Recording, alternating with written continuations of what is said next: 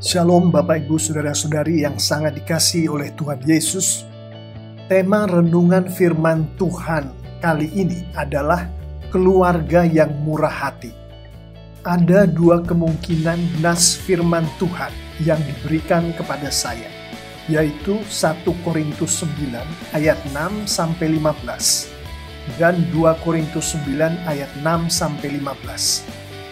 1 Korintus 9 ayat 6-15 adalah mengenai hak dan kewajiban rasul. 2 Korintus 9 ayat 6-15 adalah mengenai memberi dengan sukacita membawa berkat. Untuk tema yang kita renungkan kali ini, yaitu keluarga yang murah hati, maka saya akan merenungkan dari 2 Korintus 9 ayat 6-15 mengenai memberi dengan sukacita membawa berkat.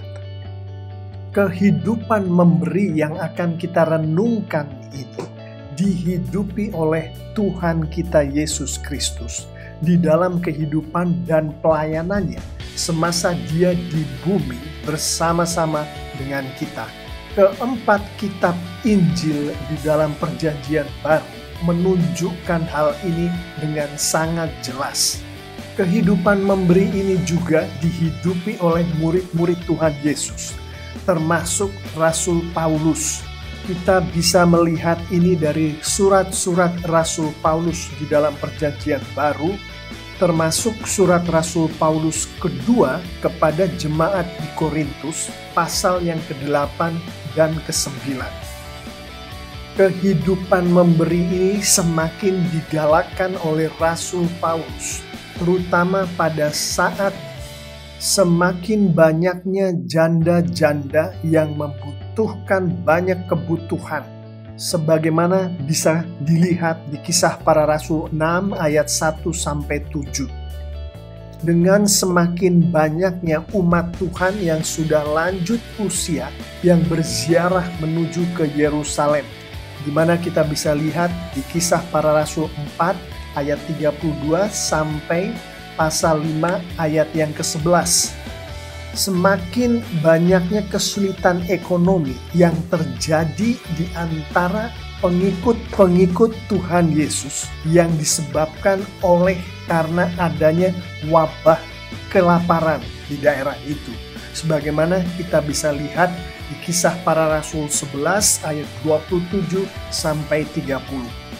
Itulah sebabnya sebagai latar belakang dari 2 Korintus 9 ayat 6-15, saat Rasul Paulus melakukan perjalanan misinya yang kedua, sang Rasul melakukan penggalangan dana untuk gereja-gereja di Yerusalem. Salah satu gereja dari gereja-gereja yang didirikan oleh Rasul Paulus, gereja ini milik Tuhan Yesus tentunya, adalah gereja di Korintus, jemaat di Korintus. Mereka mendukung penggalangan dana yang dilakukan oleh sang rasul ini. Kita bisa melihatnya di 2 Korintus 8 ayat 10, 2 Korintus 9 ayat 2.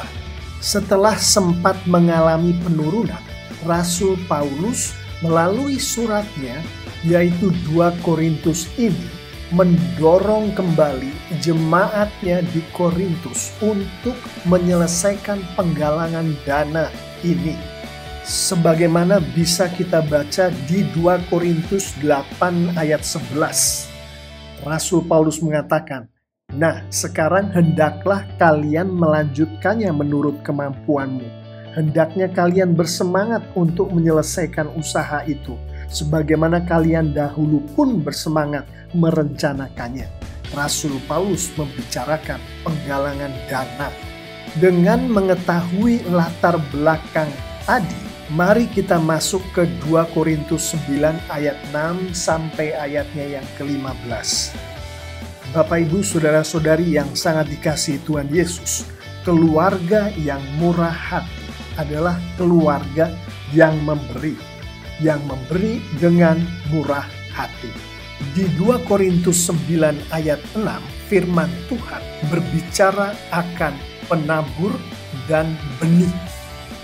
Di Alkitab versi terjemahan baru bahasa Indonesia, ayat 6 ini berbunyi, "Camkanlah ini, orang yang menabur sedikit akan menuai sedikit juga, dan orang yang menabur banyak akan menuai banyak juga." Ada beberapa jemaat yang datang ke saya. Setelah membaca ayat ini, mereka menyampaikan ke saya bahwa firman Tuhan sedang berbicara mengenai hukum tabur tuai, sebagaimana yang banyak didengar oleh jemaat-jemaat ini dari teman-teman mereka yang mengikuti aliran teologi kemakmuran. Di sini saya tidak akan menyentuh aliran teologi kemakmuran, saya juga tidak akan menyentuh ajaran hukum tabur tuai sebagaimana yang dikatakan di teologi kemakmuran itu. Untuk menjelaskan poin yang akan saya sampaikan melalui ayat 6 ini, saya akan mengajak kita semua untuk melihat versi Alkitab bahasa Indonesia sehari-hari. Ayat 6, "Ingatlah, orang yang menabur benih sedikit-sedikit akan memungut hasil yang sedikit juga. Tetapi orang yang menabur benih banyak-banyak akan memungut hasil yang banyak juga." Esensi dari ayat ini bukan pada benihnya, tetapi pada tangan si penabur itu. Dalam metafora yang dipergunakan oleh firman Tuhan ini, si penabur menaburkan benih itu mempergunakan tangannya. Ada penabur yang menaburkan benih dengan tangan tergenggam. Ada penabur yang menaburkan benih dengan tangan terbuka. Tangan tergenggam, benih yang tertabur sedikit-sedikit. Dari tangan terbuka, benih yang tertabur banyak-banyak. Firman Tuhan mengatakan menabur benih sedikit-sedikit akan memungut hasil yang sedikit. Menabur benih banyak-banyak akan memungut hasil yang banyak. Tangan yang tergenggam itu menunjukkan hati yang tidak rela, hati yang tidak senang. Sedangkan tangan terbuka menunjukkan hati yang sukacita, hati yang rela, murah hati. Artinya memberi berkat dengan hati yang tidak rela tidak akan memberkati si pemberi berkat maupun si penerima berkat sebagaimana seyogianya si pemberi berkat memberkati atau si penerima berkat diberkati. Adapun memberi berkat dengan hati yang sukacita, rela, murah hati akan memberkati si pemberi berkat dengan berlimpah-limpah dan penerima berkat dengan berlimpah-limpah. Kita akan melihat nanti bahwa berkat yang dimaksud di sini adalah berkat yang datangnya dari Tuhan. Di ayat 7, setiap orang harus memberi menurut kerelaan hatinya. Janganlah ia memberi dengan segan-segan atau karena terpaksa, sebab Allah mengasihi orang yang memberi dengan senang hati. Menunjukkan kepada kita semua bahwa setiap pengikut Yesus harus menjadi penabur. Adapun mengenai bagaimana menaburnya, silahkan dipilih berdasarkan hati yang bersangkutan. Penabur yang menabur dengan tangan tergenggam atau penabur yang menabur dengan tangan terbuka, terserah dari si penabur itu. Penabur yang manapun, baik dengan tangan tergenggam atau tangan terbuka, yang penting adalah menaburlah dengan senang hati, dengan rela, dengan sukacita. Poinnya di sini adalah bukan seberapa banyak benih yang ditaburkan atau pemberian yang diberikan, tapi hati si pemilik tangan tadi, hati si penabur itu tadi. Dari ayat 8, Allah berkuasa memberi kepada kalian berkat yang melimpah ruah, supaya kalian selalu mempunyai apa yang kalian butuhkan. Bahkan kalian akan berkelebihan untuk berbuat baik dan beramal. Kita tahu bahwa Tuhanlah yang memberikan benih atau berkat bagi para penabur untuk ditaburkan. Mengetahui bahwa benih atau berkat itu datangnya dari Tuhan, firman Tuhan di sini mendorong anak-anak Tuhan, pengikut-pengikut Yesus, untuk jangan segan-segan menabur dengan tangan terbuka, menabur dengan benih banyak-banyak. Benih itu atau berkat itu tidak akan pernah habis. Tuhan akan selalu memberikannya dengan berlimpah-limpah. Karena benih itu atau berkat itu datangnya dari Tuhan, bukan dari si penabur. Di ayat 9 dalam Alkitab tertulis begini tentang Allah. Ia menghambur-hamburkan kepada orang miskin, kebaikan hatinya kekal selama-lamanya. Kita lihat di sini bahwa hati Allah yang memberikan benih itu, yang memberikan berkat itu berada pada orang miskin. Jadi begitu pula lah Allah mengharapkan hati para penabur, hati anak-anaknya berada pada orang miskin. Di ayat 10, Allah yang menyediakan benih untuk si penabur dan makanan untuk kita. Ia juga akan menyediakan dan memperbanyak apa yang kalian tabur, supaya hasil kemurahan hatimu bertambah pula. Kembali menegaskan pada kita bahwa Allah akan memperbanyak benih atau berkat yang ditabur, yang diberikan. Dan dari situ, setelah benih itu ditaburkan dengan tangan yang terbuka, Allah akan menambah-nambahkan berkatnya kepada si penabur. Demikian pula akhirnya kepada si penerima taburan itu.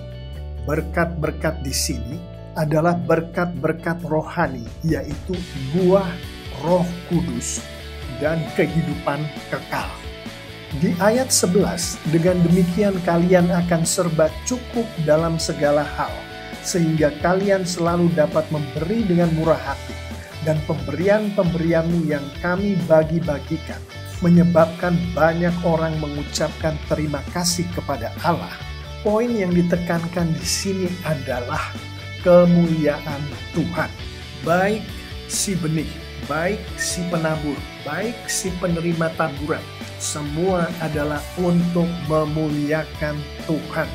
Ayat 12, sebab perbuatan baik yang kalian lakukan ini bukan hanya akan mencukupi kekurangan umat Allah saja, tetapi juga akan menyebabkan banyak orang berterima kasih kepada Allah, menunjukkan kepada kita bukan hanya si penabur dan si penerima taburan yang memuliakan Tuhan.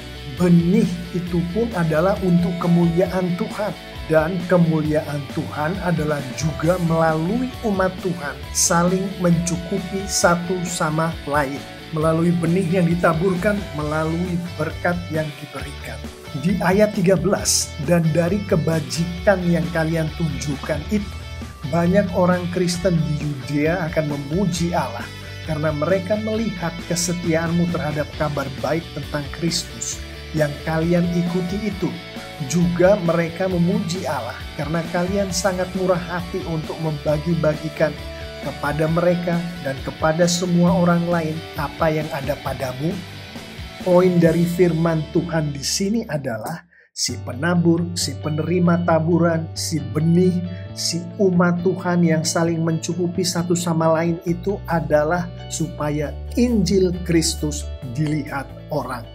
Dan atas Injil Kristus itu, benih atau berkat yang datangnya dari Tuhan itu yang sudah ditaburkan oleh para penabur, sudah diberikan oleh para pemberi, akan membuat penerima benih, penerima berkat mendoakan si penabur, mengetahui bahwa Tuhan sangat mengasihi si penabur ini, si pemberi berkat ini.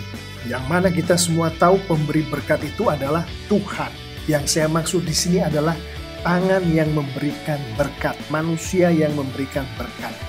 Di ayat terakhir dalam renungan firman Tuhan kali ini, ayat 15, hendaklah kita bersyukur kepada Allah atas pemberiannya yang luar biasa itu di atas Injil, atas benih yang diberkatkan Tuhan, atas berkat yang diberkatkan Tuhan, atas penabur yang diberikan Tuhan kepada umat Tuhan.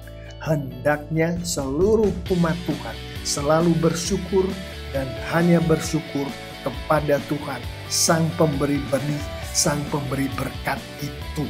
Bapak, Ibu, Saudara-saudari yang sangat dikasihi Tuhan Yesus, demikianlah renungan firman Tuhan untuk kali ini. Mari sekarang kita lihat untuk menutup renungan kali ini, apa artinya bagi keluarga yang murah hati yang adalah tema kita kali ini. Langsung saja kita akan melihat poin-poin ini di dalam bentuk penerapannya bagi keluarga yang murah hati, yang mana keluarga ini adalah keluarga pengikut Yesus. Maka menabur benih yang datangnya dari Tuhan itu adalah keharusan. Artinya memberi berkat adalah keharusan bagi anak-anak Tuhan. Dan dalam hal ini memberi berkatlah dengan sukacita. Baik memberi berkat kepada satu sama lain di dalam keluarga itu, maupun kepada keluarga-keluarga lain sesama anak-anak Tuhan, bahkan kepada keluarga-keluarga dari mereka-mereka yang bukan anak-anak Tuhan. Penerapan kedua adalah di dalam menabur benih, di dalam memberikan berkat yang adalah datangnya dari Tuhan, yang adalah milik Tuhan. Kepada siapa? Bagaimana caranya? Haruslah si penabur, atau dalam konteks ini keluarga anak-anak Tuhan itu mengikuti petunjuk yang ada di dalam firman Tuhan, di dalam Alkitab. Artinya keluarga yang murah hati selalu menghidupi firman Tuhan, termasuk bagaimana keluarga ini menghidupi berkat-berkat yang diberikan oleh Tuhan kepada keluarga ini, termasuk bagaimana berbagi berkat yang diberikan oleh Tuhan. Penerapan terakhir di dalam renungan firman Tuhan kali ini adalah selalulah mengarahkan perhatian kepada Tuhan. Keluarga yang murah hati yang sedang kita bicarakan ini, di dalam memberikan berkat yang datangnya dari Tuhan itu, tujuan keluarga ini adalah untuk memuliakan Tuhan. Artinya selalu mengarahkan hati si penerima berkat itu kepada Tuhan. Artinya yang dipikirkan oleh si keluarga yang dipakai Tuhan untuk memberikan berkat ini adalah kemuliaan Tuhan. Dan dengan begitu Injil Kristus diketahui oleh banyak orang. Apa yang dilakukan keluarga ini adalah kesaksian akan Injil Kristus. Saya mengimani dengan anak-anak Tuhan mengikuti penerapan dari nas yang baru saja selesai kita renungkan, maka Tuhan kita akan dipermuliakan. Dan sebagaimana dikatakan oleh firman Tuhan di Alkitab, bagi setiap anak Tuhan yang mempermuliakan Tuhan, maka anak Tuhan ini, keluarga anak Tuhan ini akan diberkati Tuhan dengan luar biasa. Amin.